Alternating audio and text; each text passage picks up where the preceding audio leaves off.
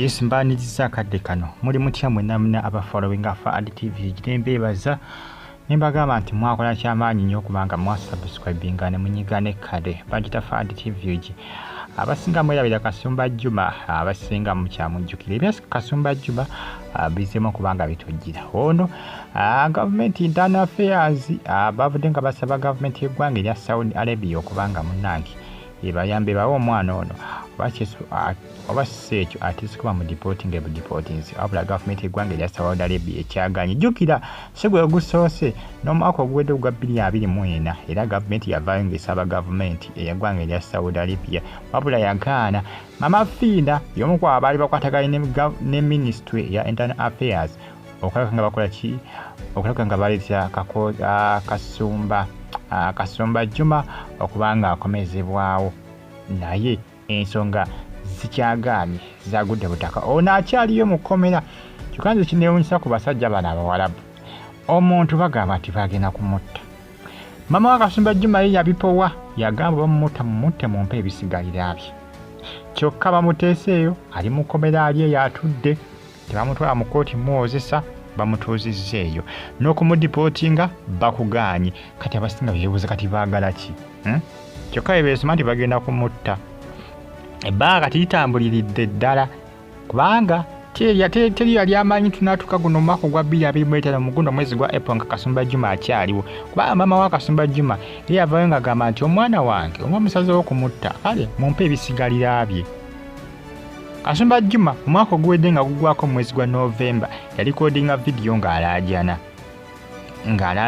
ekkomera lye yali alimu era akavidiyo ako kaateebwa era kazanyibwa ne ku mikutu gy'ama TV egy'enjawulo bakola ki bakakozesa nga bakola interview ku taata waani wa Kasumba Juma kossa ne maama we wabula mpaka nakati twana kubaawo mawulire gakola ki gawulizigamba gaddamu kubanga gawuliziganyizibwa Kasumba Juma oba gyali mulamu oba nedda wabula Ministry ya Internal Affairs ekyagezako n'okubanga erwanalwana n'okulaka nga ekola ki n'ofa okulanga etya Kasumba Juma government y'eggwanga erya Saudi Arabia kuba nti nekola ki emuta ono bagamba nti ali mu kkomera erimu mu Jidda naye ate mulundi ogwasooka balina ekkomera lye bagamba tiyali Jidda kibategeeza Kasumba Juma aka bamukyusizza kkomera kubanga ekkomera lye basika okugamba mwali siri erino kubanga luuka audio ke yalikodinga tiyali Jidda tiyali mu kkomera ly'e Jidda naye kakiraga baamugyeyo mu kkomera lye bamutuma mu kkomera ly'e Jidda era nga ebifaananyi no byolengera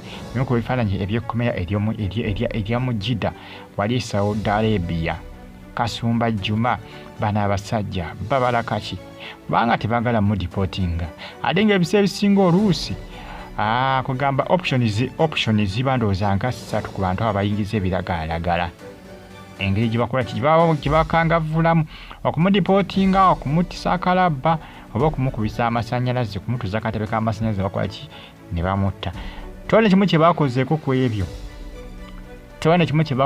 kubanga bwetegeeza bulungi ekibonerezo ky'okumusiba kale eyinza okuba life imprisonment okumusiba obulamu bonna kale kiyinza okubeerako kati titumanyi kiki baasazeewo ekyamazima kuba ne mu kooti tatwalibwa kivula famire ya Kasumba Juma byagitabula maama n'agenda ng'abita ng'agenda nvaako mpolampola era mukazi oto baasigala kulomba dduwa ewaka kulomba dduwa nakusabira omutabani akole kyasimatuke situation eno gyalimu akadde kano babigezaako byonna byagaana Mafina agezaako okubambi okuyiwawo omubiri byagaana kati ayinza okuba nga abikwasa ndowooza Ministry ya Internal Affairs ayinza okubaako kyekola kubanga bano abasajja ate bo tebaagala kubalagira kubanga kati bwebagamba nti mu deporting babanga abalaba nga obalagidde bagamba mutaddeko olundire omuntu bagenda tulagira kyokkola kati musibire eddala abeereyo tebamuwozesa tomutwala mu kooti ali eyo atudde bamutuuzizzeeyo tomanya nti bamusalidde gwa life imprisonment nedda kugamba tuli awo bwe tutobuye tutyo maama we yedduwa yaziromba mukazi wattu nezigwayo n'agenda ng'akita n'agenda ng'apowa mpola ne gwe bagamba simanya ng'eyateeka Kasumba Juma yamuwa enjaga okugikukusa yali abeera yavaawo nadda oli omukazi bakazi bano baddiira bano nga beji emirimu gyabwe yavaawo nadda ate nga bagamba ennyumba gye yabeerangamu yali yagizimbanga wawe yagulawo naye yalekawo gutya abantu. Wali entebe, ettaka ly'entebe nga walimanyi bwe liri ery'ebbeeyi, mbu yavaawo yaddukawo ennyumba n'agirekawo. Naye kozanya gwe n'abantu. Ono yamala omusula mu kazito. Jjukira ndowooza oba oli awaludde ng'abikola naye nga bitambula kirya naye nga tebizza muzigo. Kati byazza omuzigo ku ono wedde ng'akasimbi kaakalinawo. N'okasanga yafuluma dda Uganda ng'agenda bweru wa ggwanga. Ne bagamba mu poliisi emunoonya ayinza okuba mu Uganda, ayinza okasanga yafuluma dda Uganda nga yagenda. Jjukira ebiragalalagala ebyo abasinga ababikukusa ne bituuka bulungi gye biraga bafuna omusimbi n'omusimbi. Era nkiwanze ensimbi yali asuubiza Kasumba Juma ensimbi empitirivu. Obuwanana bw'essente yali abumusuubiza olw'ensonga nti essente bafunamu essente empitirivu okubikukusa obifulu naddala amawanga nga tegabyagala. Bw'obitambuza n'obitusa bulungi ew'omuntu abyagala bagenda kukuwa ensimbi empitirivu. Amawanga gatabyagala kati nga Saudi Arabia gye bali nga ne saakati wali abitambuza n'abikukusa n'abiyingiza mu Saudi Arabia naye nga tebamuguddeemu.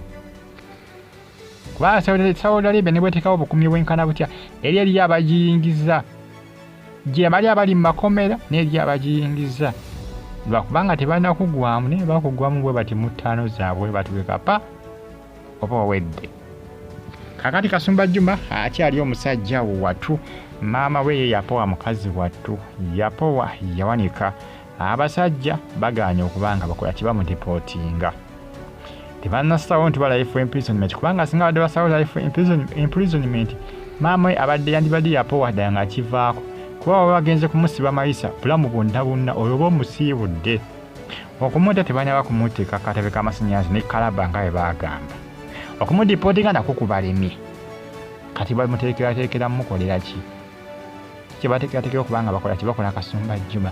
Ale ng'ajjukira amakomerero sigamba nti oba kakeeka ddala ng'ozizza gino emisango gino simala kukusanja g'okera ku miggo.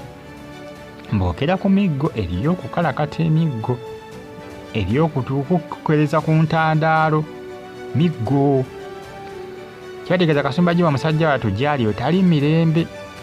Emiggo ndowooza gyagikeererako bukeezi. Okutulugunyizibwa kuba kungi nnyo mu makomera. Addala ng'oli misango egyo bwe gityo, emisango egy'okutta, emisango gy'okukukusa enjaga, kudiringira mu bintu ebyo eby'enjaga oba mu buzibu. Ebiseera ebisinga oluusi bamanyi obbateeka mu budduukulu obwabwe naye nga kyebakeera okukolako ku makya nga gwakiwuliramu baaba. Muna ebyo abasajja bakyaganya kubanga bawuliriza gavumenti ne Ministry ya Internal Affairs. Jjukira nabagamba nti bano abasajja b'amateeka gaabwe mawandiike. Amawanga mangi nnyo agaze nga bagezaagezaako. Nigeria y'abantu bayo yabeesonyiwa ne bavaako abali Saudi Arabia abakwatibwa ku nsonga z'ebiragalalagala. Jjukira Nigeria gamu ku mawanga agasinga okuba gakukusa enjaga okugijja Nigeria okugiyingiza e Saudi. Bangi be baakwata abayizi Bannayuganda no biweero nno. Ate Bannayuganda tumanyi Kasumba Juma naye bangi abaliyo nno abakwate nno. Ono gutwategeero ne bangi abaliyo. Kati ate Nigeria ate yeekubisaamu Uganda bali balinga butiko. Nigeria, pulezidenti wa Nigeria yakola ki? Yakita. Yabivaako n'abyesonyiwa kubanga yabigezaako byonna ne bigaana. Yabyesonyiwa n'abita n'abyesonyiwa n'abivaako. Era gye bali bayitirivu aba Nigeria bangi. Bo ye bizinesi yabwe gye basinga okudiringiramu ey'okuyingiza enjaga naye nga bakutte. Tuvula bangi nnyo bakutteyo. Bannayuganda batono nnyo abagiyingiza naye Abanigeria bangi. Vula abangi abali mu makomera bali bakukusa enjaga be baakwata. Mweraba.